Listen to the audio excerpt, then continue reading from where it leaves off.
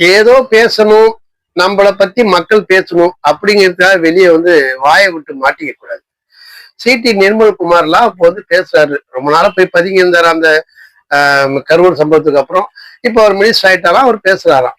பேசும்போது என்ன வாய் விடுறாருன்னா, அந்த மேகதாது விஷயம்லாம் உதயநிதிக்கு தான் தெரியுமா, ஸ்டாலின் அவருக்கு தான் தெரியுமா, இப்படின்னு மொத்தம் அவங்க தாத்தா வரைக்கும் இழுக்கிறாரு.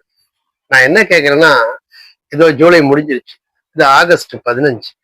ஆகஸ்ட் 15ஆம் தேதி கோட்டையில ஒரு முதல்வர் கொடியேற்றும் போது, அந்த முதல்வர் கொடியேற்றுகிற உரிமை என்பது மாநிலத்து முதல்வர்கள் அத்தனை பேருக்கும் வாங்கி கொடுத்த மிகப்பெரிய சாதனை படைத்தவர் கலைஞர் என்பது தெரியுமா தெரியாதான்னு தெரியாது.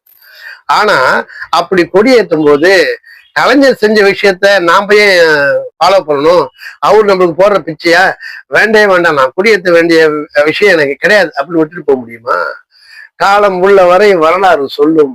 அப்பேற்பட்ட சாதனையாளர்கள்லாம் இருக்கிறார்கள். அவளை பின்பற்றி வரும்போது முன்னே இருக்கிறவங்க, முதியவர்கள், பெரியவர்கள், அந்த சீனியர் எல்லாம் பத்தி கமெண்ட் அடிக்காதீங்க. என்ன செய்ய போறோம், என்ன சாதிக்க போறோம், அதுல நாட்டம் வச்சு உங்களை பத்தி பின்னால மக்கள் பேசுற மாதிரி பண்ணுங்க. அவங்களெல்லாம் பத்தி பேசிக்கிட்டே நீங்க பேர் வாங்க முடியாது, வெறுப்பு தான் வரும்.